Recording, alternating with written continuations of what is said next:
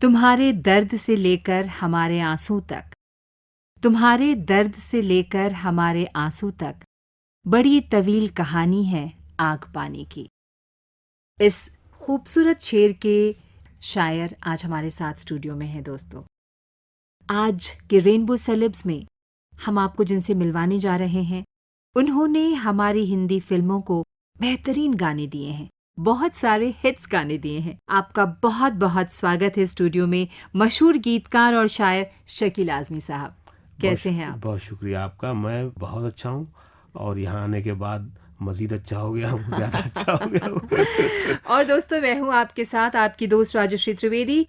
बहुत लंबा सफ़र आपने तय किया है, तो जाहिर है कि बहुत तवील कहानी भी होगी। आजमगढ़ से मुंबई तक का, बचपन से जवानी और आगे, खुदा आपको बहुत लंबी उम्र दे और हम आपसे अच्छे अच्छे गाने सुनते रहें, हमें ये मौका मिलता रहे, आपके मुशायरों में हम भी शामिल होते रहें, सुनते रहें आपको। तो सबसे पहले मैं चाहूँगी कि आजमगढ़ ने जो एक बेहतरीन शायर हमारे देश को दिया है, वो सफ़र कहाँ से कैसे शुरू हुई? क्योंकि आपकी पैदाइश 71 की है और 84 से ही आपने लिखना शुरू कर दिया, महज 12-13 साल की उम्र से। इतना सारा कैसे आपने कहाँ से पता लगा लिया? आप महबूब शायर हैं हुजूर, तो हम ज़रूर आपके बारे में बहुत सारी खबरें इकट्ठा करके रखें, बताइए। कमाल।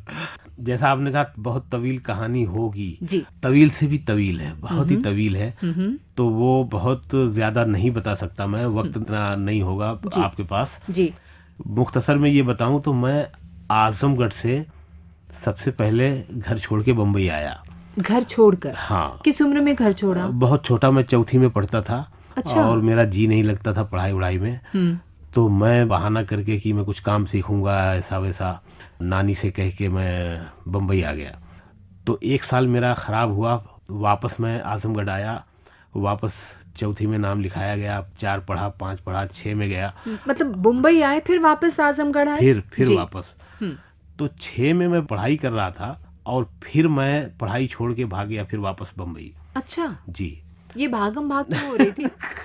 बस जी नहीं लगता था, मतलब कुछ शायद बनना था, शायरी की तरफ जाना था। अभी तक मैं शायर नहीं हुआ था। जी। शायर बनता नहीं, शायर पैदा होता है बिल्कुल। और ये गॉड गिफ्टेड होता है शायर, सबको ये सीखने से नहीं होता, ये पैदा होता है। जैसे आशिक इंसान के अंदर पैदा होता है, इसी तरह शायर भी इंसान के अंदर पैदा होता है। आशिक तो बहुत पैदा हो जाते हैं, लेकिन अच्छे शायर नहीं इतने पैदा होते। बहरहाल आप बताइए। अच्छे आशिक भी कभी पैदा होते हैं। बिल्कुल। तो मैं दोबारा जब बम्बई गया, उसके बाद मैं गुजरात आ गया। जी। गुजरात में मैं 14-15 साल रहा। 2 साल भरूच, 2 साल बड़ौदा और 10 साल 11 साल में सूरत रहा। तो गुजरात में कोई था क्या? वो हमारा एक दोस्त था बचपन का, और उसने कहा कि यार मैं वहाँ पे सुपारी का बिजनेस करना चाहता हूँ। सुपारी पान में खाने वाली, जी जी जी, उसका बिल्कुल मतलब वो वाली नहीं।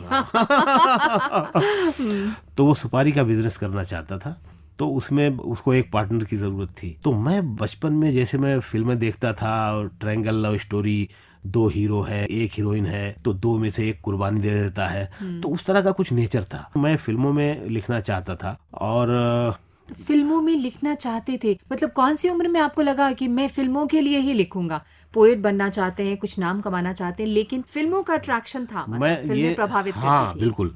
तो ये मैं थोड़ी सी जर्नी बता दूं, फिर मैं आता हूँ कि कैसे ये शौक हुआ फिल्मों में लिखने का, कैसे शायरी का शौक हुआ। तो मैं उसके साथ आ गया भरूच कि चल भाई, मैं ये छोड़ के तेरे साथ बिजनेस में तेरी मदद करता हूँ। मदद क्या, हम दोनों पार्टनर थे जी। तो 2 साल उसके साथ बिजनेस किया, फिर हमारी नहीं बनी, मैं सूरत आ गया। सूरत में मैं 10-11 साल रहा और पढ़ाई वढ़ाई कर रहे थे क्या? पढ़ाई छोड़ दी और फिर मैंने अलीगढ़ से जो उर्दू के इम्तिहानात होते हैं, अच्छा। एग्ज़ाम होते हैं उर्दू के, वो दिए मैंने, जो कैफी आज़मी वगैरह साहब ने भी ये इस तरह के इम्तिहान दिए थे। जी। और फिर जब लिखना शुरू किया तो पढ़ता ही गया। फिर सूरत से बम्बई में आता था, मैं और मेरे एक दोस्त थे अशोक जाधव, वो सिंगर और म्यूजिक कंपोजर बनना चाहते थे और मैं लिरिसिस्ट बनना चाहता था, गीतकार। तो हम दोनों सूरत से बम्बई आते थे, पैसे जब तक होते थे वहाँ रहते थे, पैसे ख़त्म हो जाते थे तो हम वापस सूरत आ जाते थे। तो इस तरह से कुछ दिनों तक सिलसिला चला और 2001 फरवरी में मैंने तय किया कि अब कुछ भी हो जाए मुझे बॉम्बे में ही रहना है अगर फिल्मों में काम करना है। दरअसल एक बहुत बड़े राइटर डायरेक्टर, तब वो डायरेक्टर नहीं थे, डायलॉग राइटर थे, बड़ी बड़ी फिल्में लिखी थी उन्होंने, तनवीर खान जी। तो वो मेरी हेल्प कर रहे थे, मेरी शायरी से बहुत मुतासिर थे, प्रभावित थे, वो चाहते थे कि मैं फिल्मों में लिखूं। तो उन्होंने कहा कि अगर फिल्मों में लिखना है तो बम्बई आना पड़ेगा, सूरत में बैठ के नहीं हो सकता। तो मैं 2001 फरवरी में उनके कहने पे, उनके हौसले देने पे, उनके हाँ, मैं वापस बॉम्बे आया हमेशा के लिए कि कुछ भी हो जाए बॉम्बे नहीं छोड़ूंगा, मर जाऊंगा नहीं छोड़ूंगा। तो 2001 से मैं मुस्तकिल बॉम्बे में हूँ और मैंने जीरो से, फुटपाथ से शुरू किया था और आज ऊपर वाले का दिया सब कुछ है, इसी पोएट्री के जरिए से, इसी कलम के जरिए से। आप लगातार हम सुनने वालों को अच्छे अच्छे गाने दे रहे हैं। तुम भी तन्हा थे हम भी तन्हा थे, मिल के रोने लगे, कैसे लिखा? ये विक्रम भट्ट साहब की फिल्म थी और वो मुझ पे बड़ा भरोसा करते थे। उस ज़माने में हमारी मुलाकात कम होती थी और जो म्यूज़िक डायरेक्टर थे वो उनके फर्स्ट कज़िन थे चिरंतन भट्ट। तो मैं दिल्ली में ही था किसी मुशायरे में जी। गाना जब ये लिखा जाना था तो चिरंतन का मुझे फ़ोन आया कि वो मुझे बापू कहता है, मैं भी उसे बापू कहता हूँ, गुजराती है ना, तो बापू ये गाना करना है और ये सिचुएशन है और विक्रम ने ऐसा बोला है, ऐसा बोला है, ऐसा बोला है। वो विक्रम भाई भी नहीं बोलता, विक्रम भट्ट को सीधा विक्रम ही बोलता है, छोटा है हालांकि विक्रम भाई से छोटा है। तो मैंने कहा यार मेरी बात कराओ, जब तक डायरेक्टर से बात नहीं होती पूरा क्लियर नहीं होता। फिर लाइन पे लिया विक्रम भाई को और उन्होंने बताया मुझे, कहानी नहीं सुनाई, उन्होंने मुझे कहा कि शकील भाई ये जो गाना है ये दो लोगों का अपना अपना माजी है, अपना अपना पास्ट है और दोनों ने अपने अपने लवर खोए हैं, है ना, और ये दोनों तन्हा हैं और ये दोनों तन्हा लोग जब मिलते हैं एक सिचुएशन पर तो दो तन्हा लोगों का क्या गाना होना चाहिए, सिर्फ इतना ही बताया था। फिर मैंने ये गाना लिखा, तुम भी तन्हा थे हम भी तन्हा थे, मिल के रोने लगे, एक जैसे थे दोनों के गम दवा होने लगे। तो ये गाना जब मैंने फिल्म में देखा सिचुएशन के साथ, कहानी मुझे पता नहीं थी, तो वो इतना सिचुएशन पर करेक्ट आया था वो गाना कि मुझे भी लगा कि यार क्या बात है। और क्योंकि मुझे कहानी नहीं मालूम थी और वो दोनों कैरेक्टर जिन दो कैरेक्टरों से खोए हुए थे, बिछड़े हुए थे, वो दोनों ही वही थे, मतलब चार लोग नहीं थे, यही दो लोग थे और दोनों को पता नहीं था कि हम दोनों एक दूसरे से बिछड़े हैं, ऐसी सिचुएशन थी। तो फिल्मों में लिखना आसान लगता है ज्यादा, या जो आप अपनी गजलें लिखते हैं आपको लगता है कि वो बिल्कुल कहीं कोई किसी तरह का डिक्टेशन नहीं है कि ये लिखना है या ये लिखना है? आपकी नज़्मों और गज़लों की बात करें, नज़्मों और गज़लों जो हम साहित्य के लिए लिखते हैं, लिटरेचर के अदब के लिए लिखते हैं, वो ज़्यादा आसान है। आसान इन मानों में है कि हम उसमें पूरी तरह से आज़ाद हैं, हमें किसी की सुननी नहीं है, ना तो किसी को जवाब देना, ना तो किसी को खुश करना है। फिल्म का जो गाना है उसमें बहुत जिम्मेदारी होती है गीतकार की, और अगर गीतकार साहित्य से आया हुआ है, उसको मीटर की समझ है, उसको पोइट्री की समझ है, उसको पोइट्री के ग्रामर की समझ है, उसके कानून की समझ है, अल्फाज की समझ है, शब्दों की समझ है, तो उसके लिए और भी ज़्यादा मुश्किल हो जाता है। क्योंकि फिल्म की कहानी, सिचुएशन, उसके बाद कैरेक्टर, उनकी भाषा और फिल्म का कहानी का बैकड्रॉप, इसके बाद डायरेक्टर की अपनी खुद की पसंद, हर डायरेक्टर का एक मिजाज होता है। एक फिल्म बना रहा है एक कहानी पे डायरेक्टर, जो कई कहानियों पे फिल्में बना चुका है या बनाएगा एक ही आदमी, लेकिन उसका अपना एक खुद का मिजाज होता है, खुद का जहन होता है। हमें उस जहन तक, उस मिजाज तक भी पहुंचना होता है कि इनको क्या पसंद है। दूसरी बात, म्यूजिक कंपनी जो म्यूजिक खरीदती है, जो हमारे गाने खरीदती है और जो उसको प्रोड्यूस करती है, उसका अपना जो बिजनेस उससे जुड़ा हुआ है कि वो गाना हिट होना चाहिए। सारी चीजों को मद्देनजर रखते हुए फिर उसमें शकील आजमी भी जिंदा होना चाहिए, लगना चाहिए कि शकील आजमी का गाना है। बिल्कुल, उसमें कुछ लाइन ऐसी आए कि लगे कि क्या लिख दिया। सिग्नेचर। शकील अहमद खान से शकील आजमी क्यों हो गए, क्या वजह थी? आजमी साहब से बहुत ज्यादा प्रभावित थे? अच्छा, ये भी पता कर लिया कि मैं अहमद था। अरे कमाल है। पता नहीं कहाँ से लिया होगा आपने, खैर कहीं से तो लिया है। हाँ, तो मुझे जो घर से नाम मिला तो शकील अहमद नाम था और सरनेम खान। ये जो अहमद है ना जी, अहमद या मोहम्मद जो मुस्लिम नामों के साथ लगे होते हैं जी, ये ऐसे ही हैं जैसे कुमार, प्रसाद, एक दुम छल्ला जोड़ देते हैं। हाँ। नाम होता है शकील या कुछ भी, उसके साथ जो अहमद मोहम्मद लगा है वो नाम नहीं, ऐसे ही लग गया है। ऐसे ही लग गया। हाँ। हाँ। तो मैंने सोचा कि यार मेरा जो पेन नेम है, जो कलमी नाम है मेरा, उसमें शकील है ही।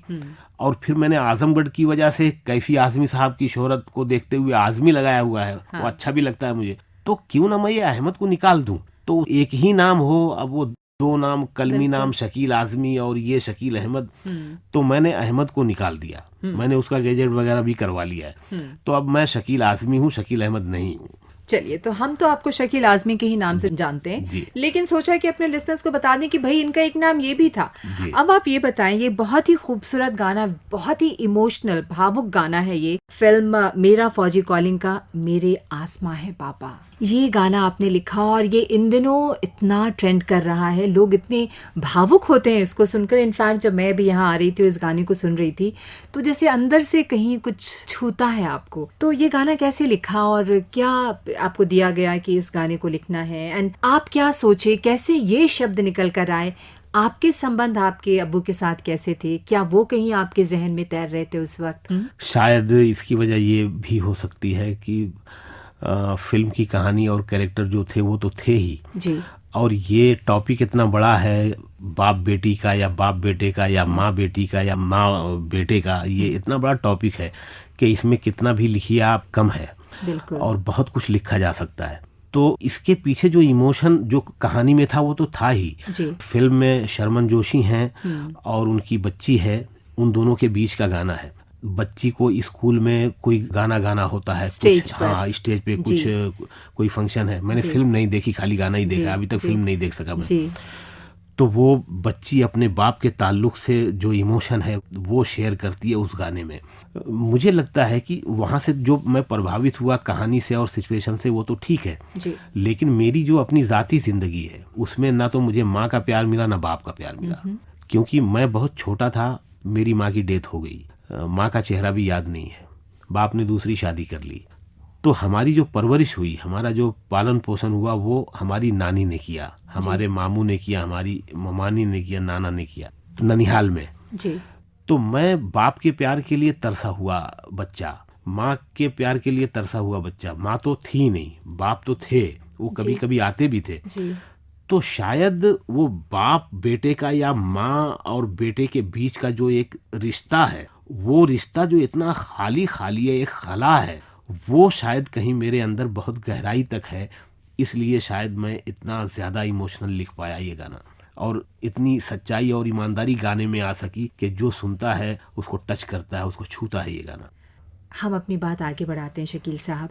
आपके बच्चे हैं जी, आपका रिश्ता उनके साथ कैसा है? कैसे उनके साथ आप, एक होता है ना दोस्त की तरह, एक सर्टेन एज के बाद आप दोस्तों की तरह हो जाते हैं। परिवार में आपकी पत्नी, बच्चे? मेरी पत्नी है जी। और मैं जब स्ट्रगल कर रहा था जी। और मैं पैसे नहीं कमा पाता था, उस ज़माने में मेरी पत्नी ने, मेरी बीवी ने बड़ा साथ दिया। बच्चों की परवरिश करना, उनका स्कूल वगैरह वो आजमगढ़ में होती थी जी। और मैं यहाँ बॉम्बे में स्ट्रगल करता था। और एक छत के नीचे रहने का जो एक खुशी होती है, एक जो सौभाग्य होता है, मैं उसके इंतज़ार में था कि वो दिन कब आएगा। लेकिन धीरे धीरे ऊपर वाला किसी को बहुत परेशान नहीं करता। बिल्कुल। और उनकी नेमत, उनकी फजल से। हाँ, और शायद जब वो किसी को बड़ा कलाकार बनाना चाहता है तो उसको बहुत सारे प्रोसेस से गुजारता है, उसको भट्टियों से गुजारता है, तब जाके वो निखर के कुछ बनता है, कहीं पहुंचता है। तो मेरे साथ भी ये हुआ और मुझे उसका कोई दुख नहीं है, मलाल नहीं है। वो नहीं होता तो ये नहीं होता जी। तो मेरी पत्नी ने एक तरफ मेरा बहुत इस तरह से सपोर्ट किया और आज हम साथ में सब बॉम्बे में रहते हैं। मेरे 4 बेटियां हैं और 2 बेटे हैं जी। और शायद सभी बच्चों से माँ बाप प्यार करते हैं, बिल्कुल। लेकिन एक बात मैं सुनता था कि भाई माएँ जो हैं वो बेटों के ज़्यादा करीब होती हैं और बाप जो है वो बेटियों के ज़्यादा करीब होता है। हाँ। तो शायद मुझे ऐसा लगता है, हालांकि मैं बेटों से भी उतना ही प्यार करता हूँ, लेकिन बेटियों से शायद लगाव कुछ ज़्यादा है। और पहला बेटा है, बड़ा हो गया, वो फिल्म एडिटर है जी, जी। फिल्म एडिट करता है वो। क्या नाम है उनका? उसका नाम है अलमास खान जी जी। और उसके बाद एक बेटी है कायनात, और उसके बाद फिर एक बेटा है अल्तमश, वो अभी 18+ हुआ है और वो VFX सीख रहा है। उसके बाद बेटी है सदफ, वो पढ़ने में बहुत अच्छी है, डॉक्टर बनना चाहती है, तो हम उसको पढ़ा रहे हैं। बिल्कुल। उसके बाद शाजिया है, और उसके बाद सबसे छोटी जो है आयशा है, तो ये सब पढ़ रहे हैं। जब ये गाना आया मेरा आसमान है पापा, आपकी बिटिया ने क्या कहा आपसे? मेरी बेटियों को बहुत पसंद है ये गाना, वो जी। अक्सर सुनती हैं। और ये गाना अभी इस साल SWA अवार्ड में नॉमिनेशन हुआ है इस गाने का, और 150 गानों में से कुछ 4-5 गाने चुने गए हैं। जी। हमारी बहुत सारी शुभकामनाएं हैं आपके साथ, आपके नॉमिनेशन में उसे अवार्ड मिले या न मिले, लेकिन मुझे लगता है कि इससे बड़ा अवार्ड नहीं हो सकता कि जब हमारे श्रोता या जो गीतों के शौकीन हैं, जो मुरीद हैं गीतों के, वो आपके गीतों को पसंद कर रहे हैं। तो अवार्ड तो एक मुझे कहते हैं कि एक रस्म है, सबसे बड़ा अवार्ड यही है, जो प्यार है ना, प्यार से बड़ा कोई अवार्ड नहीं है। बिल्कुल बिल्कुल। मैंने कहीं पे पढ़ा कि आपने ये कहा कि मैं खुद का आइडियल हूँ, मैं किसी को आइडियल नहीं मानता। ये भी ढूंढ लिया आपने। ये भी ढूंढ लिया है। बिल्कुल सही बात है।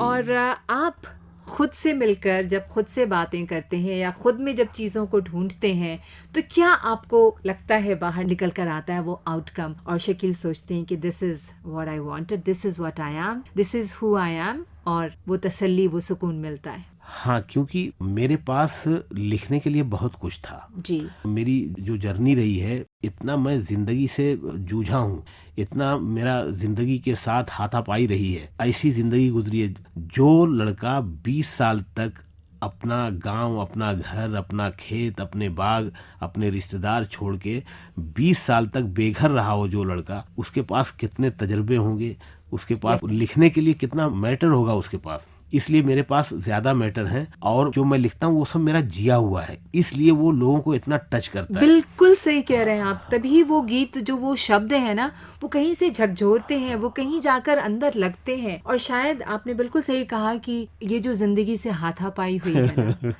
वो सारे शब्द बुन बुन कर, वो जो एक एक पत्थर जिस पे आप चलते हुए आपके पैर जख्मी हुए होंगे, आपका दिल जख्मी हुआ होगा, कई तरह के अनुभव हुए होंगे, लेकिन कैसा तराशा है वक्त ने कि हमारे सामने आज इतना खूबसूरत महबूब शायर शकील आज़मी बैठे हुए हैं, और मैं उनसे बात कर रही हूँ। मैं इस बात से बहुत अपने खुदा को शुक्रिया अदा कर रही हूँ कि मुझे आपसे बातचीत करने का मौका मिल रहा है शकील साहब। बहुत शुक्रिया राशि जी। फिल्म एक आई थी शादी में जरूर आना जी, और उसका एक गाना है, बहुत ही प्यारा गाना, तू बन जा गली बनारस की, मैं शाम तलक भटकूं तुझ में। जी।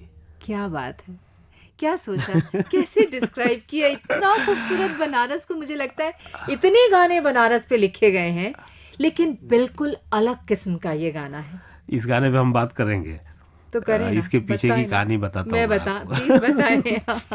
प्लीज बताएं। एक गाना आया था, वो अनजान साहब ने लिखा था शायद, डॉन में था वो, खई के पान बनारस वाला। जी। बहुत बड़ा एंथम है वो बनारस के लिए। और उसके बाद शायद दूसरा सबसे बड़ा एंथम ये बना। बिल्कुल। ये उतना बड़ा नहीं बना, लेकिन आज नई नस्ल में ये दूसरा सबसे बड़ा एंथम बना। मैं माफी चाहूंगी, बीच में रोक रही हूँ आपको। जिस समय ये गाना आया, खई के पान बनारस वाला, उस वक्त इस तादाद में फिल्में नहीं बनती थी, जी, जी, इतने सिनेप्लेक्सेस नहीं जी, थे, जी, है ना। जी। आज हर दूसरे तीसरे महीने फिल्में रिलीज होती हैं, जी। तो ये कहना गलत होगा कि उस इसकी तो नहीं आई। जी, मतलब जी। मैं ऐसा मान बोल आप सकते बिल्कुल ठीक कह रही हैं। इस बात को मैं इस तरह से और जी। अपने सुनने वालों को समझा सकता हूँ कि पहले फिल्में कम बनती थी और गाने भी कम होते थे, और एंटरटेन के दूसरे जरिए नहीं थे, माध्यम नहीं थे, तो वो हम गाने ही सुनते थे। सिर्फ रेडियो था हमारे पास और कुछ नहीं था, या थिएटर में फिल्म देखने जाते थे। आज जो गाना आता है वो थोड़ा सा कामयाब होता है जब दूसरे हफ्ते एक दूसरा गाना आता है, उसको हटा के उसकी जगह ले लेता है। तो ऐसे माहौल में अगर कोई गाना इतना बड़ा हो जाए तो वो बहुत बड़ी बात है, जैसा कि अभी आपने कहा जी। तो मैं इस गाने की कहानी आपको बताता हूँ, कैसे ये गाना वजूद में आया जी। इस फिल्म की डायरेक्टर हैं रत्ना सिन्हा जी, जो अनुभव सिन्हा साहब की वाइफ हैं जी। तो मुझे बुलाया अनुभव सिन्हा साहब ने और रत्ना सिन्हा जी ने, दोनों ने बुलाया ऑफिस में, और मुझे एक सिचुएशन बताई कि ऐसा ऐसा है। पहले कहानी थोड़ी थोड़ी मुझे मोटी मोटी रत्ना जी ने सुनाई जी। और उन्होंने कहा कि इस जगह पे ये गाना आता है, और वो सीन मुझे सुनाया कि हमारी जो फिल्म है उसका बैकड्रॉप उत्तर प्रदेश है, यूपी है जी। और दोनों एक ही कॉलेज में पढ़ते हैं। इसके बावजूद दोनों के घर वालों ने शादी दोनों की तय कर दी है, लेकिन लड़की लड़का दोनों को ये मौका दिया है कि आप दोनों एक दूसरे से मिल के समझ लो, एक मीटिंग करो और फिर हमें बताओ कि शादी करनी है कि नहीं करनी है। दोनों को आज़ादी भी दी, ये थी। तो दोनों एक रेस्टोरेंट में कॉफ़ी पे मिलते हैं, कॉफ़ी पी रहे हैं और राजकुमार राव उसमें हीरो हैं। तो हीरो हीरोइन से पूछता है कि तुम कभी बनारस गई हो? तो कहती है क्यों, हाँ गई हूँ। तो हीरोइन कहती है हाँ क्यों पूछ रहे हो? तो हीरो कहता है कि तुम्हारी आंखों में मुझे बनारस की गलियां नजर आती हैं। और जैसे ये डायलॉग आता है और हमारा गाना यहाँ से शुरू होना था। हाँ। ये मुझे रत्ना जी ने, जो डायरेक्टर है, उन्होंने बताया, रत्ना सिन्हा जी ने। हाँ। अब मैंने ये मुखड़ा लिखा, तू बन जा गली बनारस की, मैं शाम तलक भटकूं तुझ में। तेरी बातें चटपट चाट सी हैं, तेरी आंखें गंगा घाट सी हैं, मैं घाट किनारे सो जाऊं फिर सुबह सुबह जागूं तुझ में। क्या प्यारा गाना। तो अनुभव जी बहुत खुश हो गए और कमाल है। रत्ना जी को एक खटक थी, उन्होंने कहा कि शकील भाई मैं तो ये कह रही थी कि आंखों में नजर आती है। फिर मैंने और अनुभव जी ने उनको कन्विंस किया कि आप तो सिर्फ आंखों की बात कर रही हैं, हम तो पूरा उसके वजूद की बात कर रहे हैं कि तेरे अंदर पूरा एकदम बनारस है। तो फिर वो मान गई और इस तरह से ये गाना लिखा गया, फाइनल हुआ। हाँ। आपकी बहुत सारी पोइट्री की किताबें हैं और जो पहली किताब थी उसका नाम है धूप दरिया, और पोखर में सिंघाड़े, फिर मिट्टी में आसमान, रास्ता बुलाता है, आश्रय। तो कुछ नज़में आपकी सुनना चाहेंगे और कुछ गजलें? जरूर सुनाएंगे। मैं एक नज्म फिल्म के हवाले से ही सुनाता हूँ। जरूर। ये नज्म है उन लोगों के दुख दर्द को बयान करने वाली जो पर्दे के पीछे काम करते। इस नज्म का शीर्षक है पर्दे के पीछे का अंधेरा। उनकी बड़ी अपनी शिकायतें हैं, ना तो ठीक से नाम मिलता है, ना ठीक से दाम मिलता है। आपको याद होगा सलीम जावेद साहब की वो फिल्म आई थी जब, जंजीर जी। तो उन लोगों ने खुद से पोस्टर पे अपने नाम लिखवा दिए थे। है ना? बिल्कुल बिल्कुल, क्या हमें कोई पहचान नहीं मिलती। हाँ। और आप यकीन जानिए ये नज्म जब पूरी हुई तो सबसे पहले फोन पे मैंने जावेद साहब को ही सुनाई थी। अच्छा। उनको भी बहुत पसंद आई। फिर मैंने शबाना आजमी साहिबा के जो भाई हैं, बाबा आजमी साहब, जो कैमरा मैन है, जी जी, उनको सुनाई। तो उन्होंने कहा फौरन भेजो, मैं इसका कुछ करता हूँ। हाँ। कि एक आदमी जो मतलब कैमरे से सबको दिखा रहा है वो खुद ही कैमरे के बाहर है। बिल्कुल। जैसे शबाना आजमी जी को बच्चा बच्चा जानता है, बाबा आजमी साहब को कम लोग जानते हैं क्योंकि वो पर्दे के पीछे काम करते हैं। तो ये जो नज्म है इसका नाम है पर्दे के पीछे का अंधेरा, और पर्दे के पीछे जो काम करते हैं उनके सुख दुख को बयान करती है। ये नज्म है, अपने सुनने वालों को मैं ये नज्म सुना रहा हूँ और आप भी सुने, तवज्जो आपकी भी चाहता हूँ। हाँ, कि ये फिल्मी दुनिया है ऐसी दुनिया जहाँ हमेशा से एक्टरों की है हुक्मरानी, बगैर इनके न कुछ है मंजर न कुछ कहानी, सड़क से बाजार और घर तक हर एक जानिब ये दिख रहे हैं, यही करोड़ों में बिक रहे हैं। क्या बात है। हजारों फनकार अपने फन से जो इनकी फिल्में सजा रहे हैं, कहीं वो गायब हैं, लापता हैं, न जाने किसकी वो बद्दुआ हैं। करोड़ों मजदूर अपने कांधों पे लाइटों का पहाड़ उठाए कई जमानों से चल रहे हैं, बहुत अंधेरा है उनके घर में जो पीछे पर्दे के जल रहे हैं। इसी जहां में है एक कलम भी, यहाँ से राइटर का दर्द आता है हमारा, चाहे वो लिरिक्स राइटर हो, चाहे डायलॉग स्टोरी स्क्रीन प्ले। हाँ, इसी जहां में है एक कलम भी कि जिससे निकला था एक गब्बर, कि जिसने लिखा था एक मोगेम्बो, कि जिसने सोचा था एक बिरजू, कि जिसने पर्दे पे एक विजय की तलाश की थी।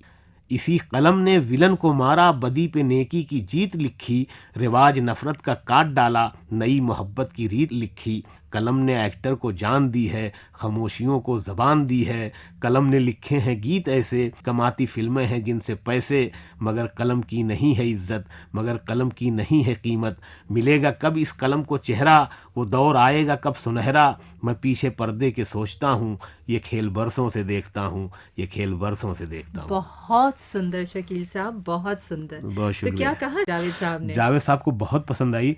और आप देखिए कि इसमें जो कैरेक्टर है ना, मोगेम्बो, विजय यानी बच्चन साहब, है ना, गब्बर, मोगेम्बो और विजय, ये सारे सलीम जावेद के कैरेक्टर हैं। जी जी। इस बार उसकी आंखों में इतने सवाल थे, इस बार उसकी आंखों में इतने सवाल थे, मैं भी सवाल बन के सवालों में रह गया। वाह, शायरी भी आपको सब याद है। बहुत खूबसूरत शेर। तो इस शेर में जो एक बात है कि इस बार उसकी आंखों में इतने सवाल थे।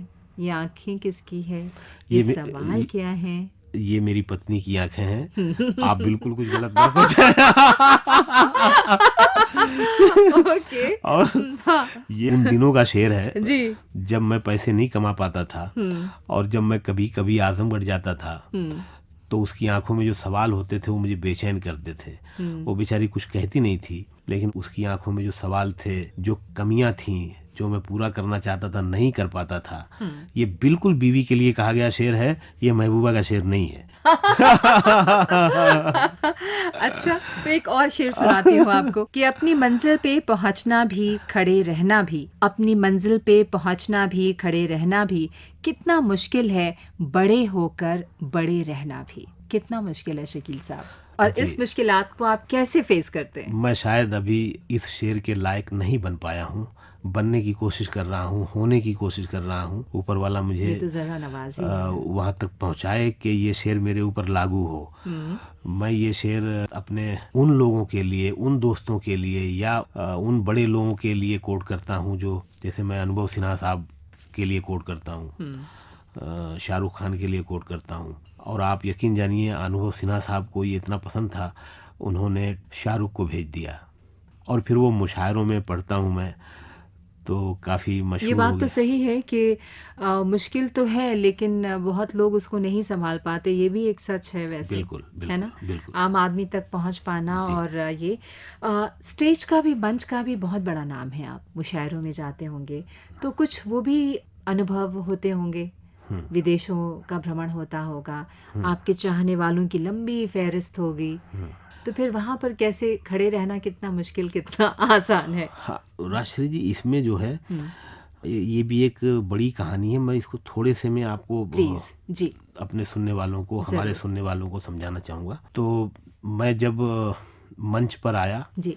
उस ज़माने में या तो कोई खूबसूरत लड़की मंच पे कविता सुना रही है तो उसके लिए तालियां बजा देते थे लोग, या कोई हास्य शायर कवि है, कुछ अच्छा हंसा सकता है, उसके लिए ताली बजा देते थे, या कोई तरन्नुम से सुनाता था गा के। तो तहत में जो पढ़ने वाले थे उनके लिए जगह बिल्कुल नहीं थी। तहत में मतलब जो बिना गाए सुनाते हैं, बिल्कुल। और मुझे आता नहीं था तरन्नुम, तो मैं ऐसे ही सुनाता था। तो एक बार आके मैं वापस चला गया, फिल्मों की तरफ चला गया, स्ट्रगल में लग गया जी। वापस मैं 2006 में आया। और उसके बाद से धीरे धीरे धीरे धीरे, और एक तो मेरी जिद ये थी कि जो मैं शायरी साहित्य के लिए लिखता हूँ जी। वही शायरी मैं मंच पे शेयर करूँ। ठीक है, सब नहीं, पूरी किताब नहीं, लेकिन उसमें से ऐसा चुनूं कि जो आसान हो और सटीक हो। जैसे अभी आपने वो शेर सुनाया जी।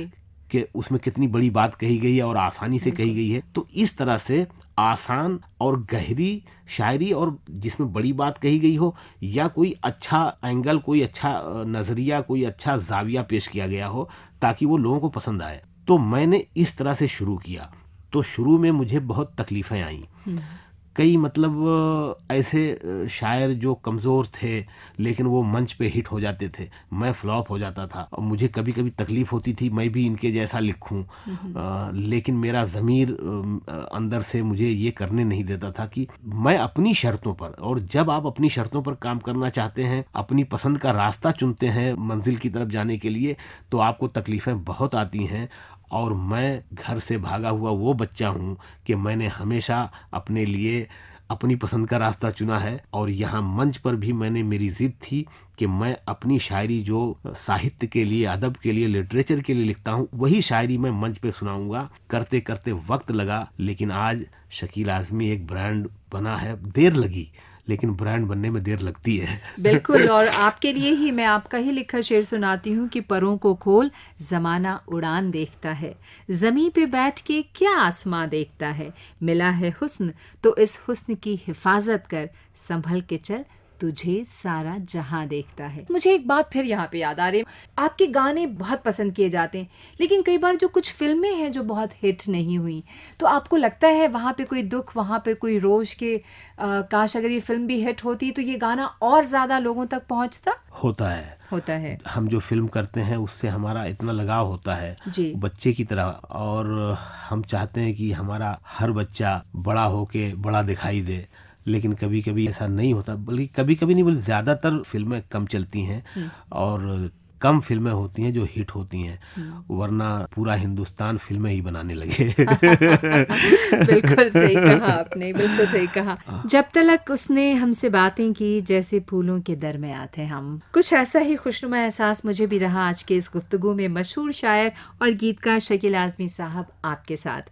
शुक्रिया, बहुत बहुत शुक्रिया हमें वक्त देने के लिए, हमारे साथ स्टूडियो में आने के लिए और हमसे बातें करने के लिए। राजश्री जी, आपका भी बहुत शुक्रिया।